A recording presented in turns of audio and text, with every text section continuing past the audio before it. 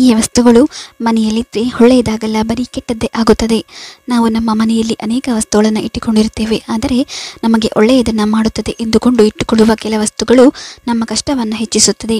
ಇದರಿಂದ ಮನೆಯಲ್ಲಿ ನೆಗೆಟಿವ್ ಹೆಚ್ಚಾಗುತ್ತದೆ. ಮನೆಯಲ್ಲಿರುವ ಕೆಲವೊಂದು ವಸ್ತುಗಳಿಂದ ಸಂಸಾರದ ಸುಖ, ಶಾಂತಿ, ನೆಮ್ಮದಿ ಮಾತ್ರವಲ್ಲದೆ ಹಣಕ್ಕೆ ಸಂಬಂಧಿಸಿದ ಸಮಸ್ಯೆಗಳನ್ನು ಎದುರಿಸಬೇಕಾಗುತ್ತದೆ. ಆ ವಸ್ತುಗಳು ಯಾವುವು? ನೀವು ಕೆಲವೊಮ್ಮೆ ಗಮನಿಸಿರಬಹುದು, ಎಲ್ಲವೂ ಸರಿಯಾಗಿದ್ದಾಗ ಮನೆಯಲ್ಲಿ ಇದ್ದಕ್ಕಿದ್ದ ಹಾಗೆ ಸಮಸ್ಯೆಗಳು ಆರಂಭವಾಗುತ್ತದೆ. ನಗುತ್ತಾ ಆಟವಾಡುತ್ತಿದ್ದ ಮನೆಗಳಲ್ಲಿ ಥಟ್ಟನೆ ತೊಂದರೆಗಳು ಶುರುವಾಗುತ್ತದೆ. ಸಂಬಂಧಗಳು ಸಹ ಈ ಸಮಯದಲ್ಲಿ ಹಾಳಾಗುತ್ತದೆ. ನಮಗೆ ಅದಕ್ಕೆ ಕಾರಣಗಳೇ ತಿಳಿಯುವುದಿಲ್ಲ. ನಾವು ಅದಕ್ಕೆ ನಾನಾ ಪರಿಹಾರಗಳನ್ನು ಹುಡುಕಿ ಹೋಗುತ್ತೇವೆ. ಆದರೆ ನಮಗೆ ಈ ಎಲ್ಲ ಸಮಸ್ಯೆಗಳಿಗೆ ಸರಿಯಾದ ಕಾರಣ ಗೊತ್ತಿಲ್ಲದಿದ್ದರೆ ನಾವು ಅದಕ್ಕೆ ಪರಿಹಾರ ಮಾಡಿಕೊಳ್ಳುವುದು ಸಹ ಬಹಳ ಕಷ್ಟ. ವಾಸ್ತುಶಾಸ್ತ್ರವು ನಮ್ಮ ಜೀವನದ ಮೇಲೆ ಪ್ರಭಾವ ಬೀರುತ್ತದೆ. ಯಾವ ವಸ್ತುಗಳನ್ನು ಎಲ್ಲೆಲ್ಲಿ ಇಡಬೇಕು, ಯಾವ ವಸ್ತುಗಳನ್ನು ಮನೆಯಲ್ಲಿ ಇಡಬೇಕು, ಅಥವಾ ಮನೆಯನ್ನು ಯಾವ ರೀತಿ ನಿರ್ಮಾಣ ಮಾಡಬೇಕು, ಈ ಎಲ್ಲ ವಿಷಯಗಳನ್ನು ವಾಸ್ತುಶಾಸ್ತ್ರದಲ್ಲಿ ಹೇಳಲಾಗಿದೆ. ಅನೇಕ ಬಾರಿ ಕೆಲವೊಂದು ವಸ್ತುಗಳನ್ನು ಅರಿವಿಲ್ಲದೆ ಮನೆಯೊಳಗೆ ಇಡಲಾಗುತ್ತದೆ. ಇದು ಅಶುಭ ಮತ್ತು ನಕಾರಾತ್ಮಕತೆಯನ್ನು ತರುತ್ತದೆ. ಇದರಿಂದ ಸಂಸಾರದ ಸುಖ, ಶಾಂತಿ, ನೆಮ್ಮದಿ ಮಾತ್ರವಲ್ಲದೆ ಹಣಕ್ಕೆ ಸಂಬಂಧಿಸಿದ ಸಮಸ್ಯೆಗಳನ್ನು ಎದುರಿಸಬೇಕಾಗುತ್ತದೆ. ಕೆಲವೊಂದು ವಸ್ತುಗಳನ್ನು ಮನೆಯಲ್ಲಿರುವುದರಿಂದ ಹಲವಾರು ಸಮಸ್ಯೆಗಳು ಎದುರಿಸಬೇಕಾಗುತ್ತದೆ ಮತ್ತು ವಾಸ್ತುದೋಷಗಳು ಕಂಡುಬರುತ್ತವೆ.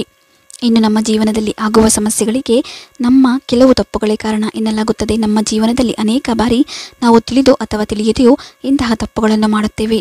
ಅದು ನಮಗೆ ತೊಂದರೆ ಉಂಟು ಮಾಡುತ್ತದೆ. ಅದು ಮನೆಯಲ್ಲಿರುವ ವಸ್ತುಗಳು ಸಹ ಆಗಿರಬಹುದು. ಯಾವುದೇ ಪೂಜಾ ಸಾಮಗ್ರಿ ಆಗಿರಲಿ ಅಥವಾ ಯಾವುದೇ ಬಟ್ಟೆಯಾಗಿರಲಿ, ನಾವು ನಮಗೆ ಒಳ್ಳೆಯದಾಗುತ್ತದೆ ಎಂದು ಇಟ್ಟುಕೊಂಡಿರುವ ಕೆಲವು ವಸ್ತುಗಳಿಂದಲೇ ಕಷ್ಟಗಳನ್ನು ಅನುಭವಿಸಬೇಕಾಗುತ್ತದೆ. ನಾವು ನಮ್ಮ ಮನೆಗೆ ಅನೇಕ ವಸ್ತುಗಳನ್ನು ತರುತ್ತೇವೆ. ಕೆಲವರ ಸಲಹೆ ಮೇರೆಗೆ ಒಳ್ಳೆಯದಾಗಲಿ ಎಂದು ತಂದು ಇಡುವ ಅಭ್ಯಾಸವಿದೆ. ಆದರೆ ನಂತರ ಅವುಗಳನ್ನು ಸರಿಯಾಗಿ ಬಳಸುವುದಿಲ್ಲ. ಇಂತಹ ತಪ್ಪುಗಳಿಂದ ನಾವು ಕೆಲ ಸಮಸ್ಯೆಗಳನ್ನು ಎದುರಿಸಬೇಕಾಗುತ್ತದೆ. ಇದರಿಂದ ಹಣಕಾಸಿನ ಅಡೆತಡೆಗಳು, ರೋಗಗಳು, ಕೆಲಸದಲ್ಲಿ ಅಡೆತಡೆ, ಹೀಗೆ ಒಂದಲ್ಲ ಒಂದು ತೊಂದರೆ ಆಗುತ್ತದೆ. ಇದರೊಂದಿಗೆ ಅನೇಕ ಬಾರಿ ಉದ್ಯೋಗ ಸಿಗದಿರುವುದು, ಉಳಿತಾಯ ಇಲ್ಲದಿರುವುದು ಮುಂತಾದ ಸಮಸ್ಯೆಗಳನ್ನು ಸಹ ಜನರು ಎದುರಲಾರಂಭಿಸುತ್ತಾರೆ. ಹಾಗಾದರೆ ಈ ಎಲ್ಲ ಸಮಸ್ಯೆಗಳಿಂದ ಪರಿಹಾರ ಪಡೆಯಲು ಏನು ಮಾಡಬೇಕು? ದೇವರ ಬಟ್ಟೆ. ಸಾಮಾನ್ಯವಾಗಿ ನಾವು ತಾಯಿ ದೇವಿಗೆ ಅರ್ಪಿಸಲು ಕೆಲವೊಂದು ಬಟ್ಟೆಗಳನ್ನು ಇಟ್ಟುಕೊಂಡಿರುತ್ತೇವೆ. ಇನ್ನು ಕೆಲವೊಮ್ಮೆ ದೇವಸ್ಥಾನದಿಂದ ತಂದ ಬಟ್ಟೆಗಳನ್ನು ಸಹ ಮನೆಯಲ್ಲಿ ಇಟ್ಟುಕೊಳ್ಳುತ್ತೇವೆ. ಯಾವುದಾದರೂ ಕಾರ್ಯಕ್ರಮಕ್ಕೆ ಹೋದಾಗ ಅಲ್ಲಿಂದ ತರುವ ಈ ಬಟ್ಟೆಗಳನ್ನು ಮನೆಗೆ ಒಳ್ಳೆಯದಾಗಲಿ ಎನ್ನುವ ಕಾರಣಕ್ಕೆ ಇಟ್ಟುಕೊಳ್ಳುವ ಅಭ್ಯಾಸ ಎಲ್ಲರಿಗೂ ಇದೆ. ಆದರೆ ಆರಂಭದಲ್ಲಿ ಅವು ಪರಿಣಾಮಕಾರಿಯಾಗಿರುತ್ತವೆ. ಆದರೆ ನಂತರ ಮನೆಯಲ್ಲಿ ನಕಾರಾತ್ಮಕ ಪರಿಣಾಮಗಳನ್ನು ಬೀರಲು ಪ್ರಾರಂಭಿಸುತ್ತವೆ. ಹಾಗಾಗಿ ಈ ರೀತಿಯ ಬಟ್ಟೆಗಳನ್ನು ಇಟ್ಟುಕೊಳ್ಳಬೇಡಿ. ಇದ್ದರೆ ನದಿಗೆ ಹಾಕಿ.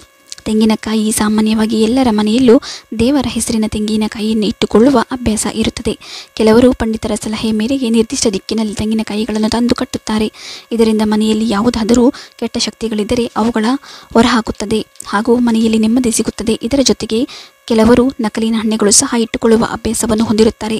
ಹಾಗಾಗಿ ನೀವು ಈ ತಪ್ಪುಗಳನ್ನು ಮಾಡಬೇಡಿ. ತಾಯಿತ ಹಾಗೂ ಸರಗಳು. ನಾವು ಅನೇಕ ಬಾರಿ ದೇವಸ್ಥಾನಗಳಿಂದ ತಾಯಿತ ಹಾಗೂ ಸರಗಳನ್ನು ತೆಗೆದುಕೊಂಡು ಬರುತ್ತೇವೆ. ಇದನ್ನು ಧರಿಸುವುದರಿಂದ ಒಳ್ಳೆಯದಾಗುತ್ತದೆ ಎನ್ನುವ ನಂಬಿಕೆ ಇದೆ. ಆದರೆ ಇದನ್ನು ಕೆಲ ದಿನ ಬಳಸಿ ತೆಗೆದು ಇಡುವ ಅಭ್ಯಾಸ ಇದೆ. ಈ ರೀತಿ ಮಾಡುವುದರಿಂದ ಆ ತಾಯಿತಗಳ ಒಳ್ಳೆಯ ಶಕ್ತಿ ಕಡಿಮೆ ಆಗುತ್ತದೆ. ಇದರಿಂದ ಮನೆಯಲ್ಲಿ ಆರ್ಥಿಕ ಸಮಸ್ಯೆಗಳು ಹಾಗೂ ಜಗಳ ಆಗುತ್ತದೆ. ಹಾಗಾಗಿ ಈ ವಸ್ತುಗಳನ್ನು ಇಟ್ಟುಕೊಳ್ಳಬೇಡಿ. ಗಂಧಗಳು. ಕೆಲ ದೇವಸ್ಥಾನಗಳಿಂದ ನಾವು ಗಂಧ ಹಾಗೂ ಕುಂಕುಮವನ್ನು ತರುವ ಅಭ್ಯಾಸವನ್ನು ಹೊಂದಿರುತ್ತೇವೆ. ಅದನ್ನು ತಂದು ನಾವು ಮನೆಯಲ್ಲಿ ಬಳಸುವುದಿಲ್ಲ, ಒಂದು ಮೂಲೆಯಲ್ಲಿ ಇಟ್ಟುಬಿಡುತ್ತೇವೆ. ಇದು ದೊಡ್ಡ ತಪ್ಪು. ಇದರಿಂದ ಸಂಕಷ್ಟ ಎದುರಾಗುತ್ತದೆ. ಹರಿದ ಪುಸ್ತಕಗಳು. ಎಲ್ಲರ ಮನೆಯಲ್ಲೂ ಧಾರ್ಮಿಕ ಪುಸ್ತಕಗಳು ಇರುತ್ತದೆ. ಆದರೆ ಕೆಲವೊಮ್ಮೆ ಅದು ಹಳೆಯದಾಗಿ ಹರಿದು ಹೋಗುತ್ತದೆ. ಆದರೂ ಈ ಪುಸ್ತಕಗಳನ್ನು ಇಟ್ಟುಕೊಳ್ಳುತ್ತಾರೆ. ಈ ರೀತಿ ಹರಿದ ಪುಸ್ತಕಗಳನ್ನು ಇಟ್ಟುಕೊಳ್ಳಬಾರದು. ಇದರಿಂದ ಮನೆಯಲ್ಲಿ ನೆಗೆಟಿವ್ ಎನರ್ಜಿ ಹೆಚ್ಚಾಗುತ್ತದೆ. ನೀರು ಹರಿಯುತ್ತಿದ್ದರೆ. ವಾಸ್ತುಶಾಸ್ತ್ರದ ಪ್ರಕಾರ ನೀರು ಸಂಪತ್ತನ್ನು ಪ್ರತಿನಿಧಿಸುತ್ತದೆ. ಸಾಮಾನ್ಯವಾಗಿ ಕೆಲವರ ಮನೆಗಳಲ್ಲಿ ನಲ್ಲಿಯಿಂದ ನೀರು ಜಿನುಗುತ್ತಲೇ ಇರುತ್ತದೆ. ಹಾಗೆಯೇ ಮನೆಯ ಗೋಡೆಗಳಲ್ಲಿ ತೇವಾಂಶವಿರುವ ವಾಸ್ತು ಪ್ರಕಾರ ಒಳ್ಳೆಯದಲ್ಲ. ಇಂತಹ ಪರಿಸ್ಥಿತಿ ಇರುವ ಮನೆಯಲ್ಲಿ ಲಕ್ಷ್ಮೀದೇವಿ ನೆಲೆಸುವುದಿಲ್ಲ. ಇದರಿಂದ ಕುಟುಂಬಸ್ಥರು ಆರ್ಥಿಕ ಸಮಸ್ಯೆ ಎದುರಿಸಬೇಕಾಗುತ್ತದೆ. ಅದಕ್ಕಾಗಿಯೇ ಯಾವಾಗಲೂ ಮನೆಯ ನಲ್ಲಿಗಳು ಸರಿಯಾಗಿ ಇರಿಸಿ ಮತ್ತು ಗೋಡೆಗಳ ಮೇಲೆ ಯಾವುದೇ ರೀತಿಯ ತೇವಾಂಶ ಇರಬಾರದು ಎಂಬುದನ್ನು ನೆನಪಿನಲ್ಲಿಡಿ. ಮುರಿದ ಪಾತ್ರೆಗಳು. ಮನೆಯಲ್ಲಿ ಬಿದ್ದಿರುವ ಒಡೆದ ಪಾತ್ರೆಗಳು ಹಾಗೂ ಒಡೆದ ಗಾಜುಗಳನ್ನು ರಾಹುವಿನ ಸಂಕೇತವೆಂದು ಪರಿಗಣಿಸಲಾಗುತ್ತದೆ. ಇದು ಮಾನಸಿಕ ನೋವು ಮತ್ತು ಆರ್ಥಿಕ ನಷ್ಟವನ್ನು ಉಂಟುಮಾಡುತ್ತದೆ. ಇದರೊಂದಿಗೆ ಮನೆಯ ಯಾವುದೇ ಗೋಡೆಯ ಮೇಲೆ ಬಿರುಕುಗಳು ಕಂಡುಬಂದರೂ ಇವೆಲ್ಲವೂ ವಾಸ್ತುದೋಷಗಳನ್ನು ಉಂಟುಮಾಡುತ್ತದೆ. ಆದ್ದರಿಂದ ಮನೆಗಳಲ್ಲಿ ಒಡೆದ ಪಾತ್ರೆಗಳು ಮತ್ತು ಲೋಟವನ್ನು ಕಂಡುಬಂದರೆ ತಕ್ಷಣವೇ ಮನೆಯಿಂದ ಹೊರಗೆ ಎಸೆಯಬೇಕು ಮತ್ತು ಮನೆಯ ಗೋಡೆಗಳಲ್ಲಿ ಬಿರುಕುಗಳು ಕಂಡುಬಂದರೆ ಸರಿಪಡಿಸಬೇಕು. ಹೀಗೆ ಮಾಡುವುದರಿಂದ ಮನೆಯ ವಸ್ತು ಉಳಿದು ಜೀವನದಲ್ಲಿ ಪ್ರಗತಿಯಾಗುತ್ತದೆ. ಮನೆಯಲ್ಲಿ ಪಕ್ಷಿಗೂಡು. ವಾಸ್ತು ಪ್ರಕಾರ ಹಕ್ಕಿಯ ಗೂಡು ಸಾಮಾನ್ಯವಾಗಿ ಚಾವಣಿಯ ಮೇಲೆ ಅಥವಾ ಮನೆಯ ಯಾವುದೇ ಮೂಲೆಯಲ್ಲಿ ಕಂಡುಬಂದರೆ ವಾಸ್ತು ಪ್ರಕಾರ ಬಡತನವನ್ನು ಆಹ್ವಾನಿಸುತ್ತದೆ. ಹಕ್ಕಿಯ ಮೊಟ್ಟೆ ಒಡೆದರೆ ಅದು ಮುಂದಿನ ದಿನಗಳಲ್ಲಿ ಆರ್ಥಿಕ ಸವಾಲುಗಳನ್ನು ಉಂಟು ಮಾಡುವ ಸಂಕೇತವಾಗಿದೆ. ಅಂತಹ ಪರಿಸ್ಥಿತಿಯಲ್ಲಿ ಪಾರಿವಾಳಗಳು ಅಥವಾ ಇತರ ಪಕ್ಷಿಗಳು ಮನೆಯಲ್ಲಿ ಗೂಡು ಕಟ್ಟಲು ಅನುಮತಿಸಬಾರದು. ಆದರೆ ಗೂಡು ಮನೆಯ ಗೋಡೆಯ ಹೊರಗೆ ಇದ್ದರೆ ಅದು ಯಾವುದೇ ತೊಂದರೆಗಳನ್ನು ಉಂಟು ಮಾಡುವುದಿಲ್ಲ. ಈ ವಿಷಯಗಳು ಹಣಕಾಸಿನ ಸ್ಥಿತಿಯ ಮೇಲೆ ಪರಿಣಾಮ ಬೀರುತ್ತದೆ. ಬಲೆಗಳು ಮತ್ತು ಅನಗತ್ಯ ವಸ್ತುಗಳನ್ನು ಮನೆಯಲ್ಲಿ ನಕಾರಾತ್ಮಕ ಶಕ್ತಿಯ ದೊಡ್ಡ ಮೂಲವೆಂದು ಪರಿಗಣಿಸಲಾಗುತ್ತದೆ. ಪ್ರತಿದಿನ ಸ್ವಚ್ಛತೆ ಇರುವ ಮನೆಗಳಲ್ಲಿ ತಾಯಿ ಲಕ್ಷ್ಮಿ ನೆಲೆಸುತ್ತಾಳೆ. ಮನೆಯಲ್ಲಿ ಕೆಲವು ವಸ್ತುಗಳು ದುರಸ್ಥಿತಿಗೆ ಬಂದಿದ್ದರೆ ಅವುಗಳನ್ನು ಸರಿಪಡಿಸಿ ಅಥವಾ ಮನೆಯಿಂದ ಹೊರಗೆ ಡಸ್ಟ್ಬಿನ್ಗೆ ಎಸೆಯಿರಿ. ಅಲ್ಲದೆ ಜೇಡರ ಬಲೆಯನ್ನು ತಕ್ಷಣವೇ ತೆಗೆದುಹಾಕಿ. ಜೇಡರ ಬಲೆಗಳು ಹಣಕಾಸಿನ ಸ್ಥಿತಿಯ ಮೇಲೆ ಮಾತ್ರ ಪರಿಣಾಮ ಬೀರುವುದಿಲ್ಲ, ಯಾವುದೇ ಕೆಲಸ ಅಥವಾ ಚಟುವಟಿಕೆಗಳನ್ನು ಕೂಡ ತಡೆಯುತ್ತದೆ ಎಂಬ ನಂಬಿಕೆ ಇದೆ. ಅದಕ್ಕಾಗಿಯೇ ಬೇಡದ ವಸ್ತುಗಳನ್ನು ಮತ್ತು ಜೇಡರ ಬಲೆಯನ್ನು ಯಾವಾಗಲೂ ತೆಗೆದುಹಾಕಬೇಕು. ಈ ವಸ್ತುಗಳು ಶನಿ ಪ್ರಭಾವವನ್ನು ಹೆಚ್ಚಿಸುತ್ತದೆ. ವಾಸ್ತು ಪ್ರಕಾರ ಹರಿದ ಪಾದರಕ್ಷೆಗಳು ಮತ್ತು ಚಪ್ಪಲಿಗಳು ಶನಿಗೆ ಸಂಬಂಧಿಸಿವೆ ಮತ್ತು ಹರಿದ ಪಾದರಕ್ಷೆಗಳನ್ನು ಮನೆಯಲ್ಲಿ ಇಟ್ಟುಕೊಳ್ಳುವುದರಿಂದ ಶನಿಯ ದುಷ್ಪರಿಣಾಮಗಳು ಹೆಚ್ಚಾಗುತ್ತವೆ. ಮತ್ತೊಂದೆಡೆ ಕೆಟ್ಟ ಗಡಿಯಾರವು ಮನೆಯ ಪ್ರಗತಿಯನ್ನು ನಿಲ್ಲಿಸುವ ಸೂಚಕವಾಗಿದೆ ಮತ್ತು ಅದನ್ನು ಮನೆಯಲ್ಲಿ ಇಟ್ಟುಕೊಳ್ಳುವುದು ಹಣದ ನಷ್ಟವನ್ನು ಉಂಟುಮಾಡುತ್ತದೆ. ಕಾರ್ಯನಿರ್ವಹಿಸಿದ ಗಡಿಯಾರ ಅಥವಾ ಹರಿದ ಬೂಟುಗಳು ಮತ್ತು ಚಪ್ಪಲಿಗಳನ್ನು ನಿಮ್ಮ ಮನೆಯಲ್ಲಿ ಇದ್ದರೆ ಅವುಗಳನ್ನು ಸಹ ಮನೆಯಿಂದ ಹೊರಹಾಕಬೇಕು. ಹೀಗೆ ಮಾಡುವುದರಿಂದ ವಾಸ್ತುದೋಷದ ಜೊತೆಗೆ ಶನಿ ದೋಷದಿಂದ ಮುಕ್ತಿ ಸಿಗುತ್ತದೆ. ಸಿಕ್ಕಾದ ವೈರ್ಗಳು. ವಾಸ್ತು ಪ್ರಕಾರ ಲ್ಯಾಪ್ಟಾಪ್ಗಳು, ಫೋನು, ಚಾರ್ಜರ್ ಅಥವಾ ಇತರ ವಿದ್ಯುತ್ ಉಪಕರಣಗಳ ಕೇಬಲ್ಗಳು ಮೇಜಿನ ಮೇಲೆ ಅಥವಾ ಕೆಲಸ ಸ್ಥಳದಲ್ಲಿ ಸಿಕ್ಕಾಗಿರುತ್ತವೆ, ಹಾಕಬಾರದು.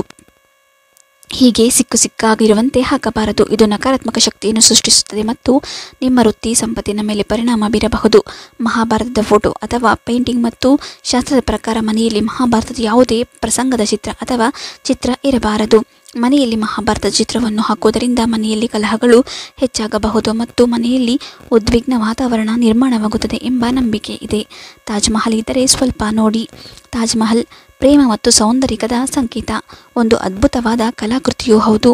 ತಾಜ್ ಮಹಲ್ ಚಿತ್ರ ಇಲ್ಲವೇ ಮೂರ್ತಿಯನ್ನು ಮನೆಯ ಅಲಂಕಾರಕ್ಕೆಂದು ಕೆಲವರು ತಂದಿಟ್ಟರೆ ಇನ್ನು ಕೆಲವರು ಪ್ರಿಯಕರ ಅಥವಾ ಪ್ರೇಯಸಿಗೆ ಉಡುಗೊರೆಯಾಗಿ ನೀಡುತ್ತಾರೆ. ಆದರೆ ಇದು ಒಳ್ಳೆಯದಲ್ಲ. ಮುಮ್ತಾಜ್ ಮತ್ತು ಶಹಜಾನ್ ಸಮಾಧಿ ಇದಾಗಿದೆ.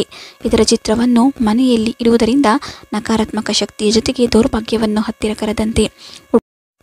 ಉಡುಗೊರೆಯನ್ನು ನೀಡುವಾಗಲೂ ತಾಜ್ ಮಹಲ್ ಚಿತ್ರವನ್ನು ನೀಡದಿರುವುದು ಉತ್ತಮ. ಮೆಟ್ಟಿಲಿನ ಕೆಳಗೆ ಪೂಜಾ ಗೃಹ ಇರಬಾರದು. ಮನೆಯನ್ನು ಆಕರ್ಷಕವಾಗಿ ನಿರ್ಮಿಸುವ ಮತ್ತು ಜಾಗವನ್ನು ನಿರ್ವಹಣೆ ಮಾಡುವ ಭರದಲ್ಲಿ ಕೆಲವು ವಿಷಯಗಳ ಬಗ್ಗೆ ಗಮನ ಹರಿಸುವುದಿಲ್ಲ. ಪೂಜಾ ಗೃಹವನ್ನು ಕೆಳಗೆ ನಿರ್ಮಿಸಿ ಅದರ ಪಕ್ಕದಲ್ಲೇ ಹತ್ತುವ ಮೆಟ್ಟಿಲುಗಳನ್ನು ಇಡಲಾಗುತ್ತದೆ. ಇದು ದೇವರ ಮೇಲೆಯೇ ಕಾಲಿಟ್ಟು ನಡೆದಂತೆ ಆಗುತ್ತದೆ. ಮಂದಿರದ ಶಿಖರದ ಮೇಲೆ ಕಾಲಿಡುವುದು ಪಾಪ ಮಾಡಿದಂತೆ.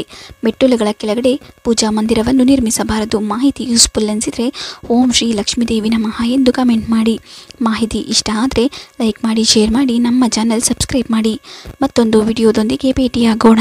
ಧನ್ಯವಾದಗಳು.